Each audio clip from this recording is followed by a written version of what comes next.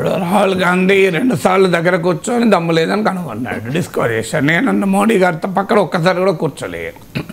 ఒక్కసారి కూడా కూర్చోనప్పుడు ఏ రకంగా చెప్పగలుగుతాను? ప్రధానమంత్రి నరేంద్ర మోడీ ఇంటర్వ్యూను అడుగుతున్నాను నా యూట్యూబ్ ఛానల్కు.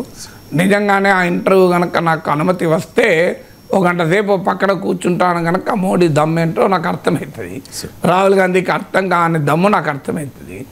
ఇక దమ్ము కొలవడానికి ఏ కొలబద్ద లేదు, ఏ మీటరు లేదు, ఏ డయాగ్నాస్టిక్ టెస్ట్ లేదు, రాహుల్ గాంధీ ఏది జరపలేదు. అందువల్ల మోడీకి దమ్ముందా లేదా అనటానికి 11 ఏళ్ళ రాజకీయాలు చూస్తే అర్థమవుతుంది. దేశంలో అత్యంత popular prime minister. So Rahul గాంధీకి పెద్ద ఇష్యూ లేదు, షోనే సబ్స్టెన్స్ లేదు అని అనిపించవచ్చు. సబ్స్టెన్స్ ఉందా లేదా అనేది రిజల్ట్ని బట్టి కదా చెప్పేది.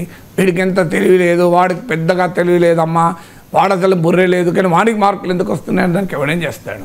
ఇప్పుడు చైనాలో మావో టైంలో ఒక అతను ఉండే, నేను కరెక్టు, నా సిద్ధాంతం కరెక్టు, నాకే దమ్ముంది అని ఇండైరెక్ట్గా, దమ్మున్న పదం వాడలే కానీ నేను కరెక్టు, నా సిద్ధాంతం కరెక్ట్, ఈ ప్రజలకు మెదలేదు, మావో ఎంబడి వెళ్తున్నారు అన్నాడు.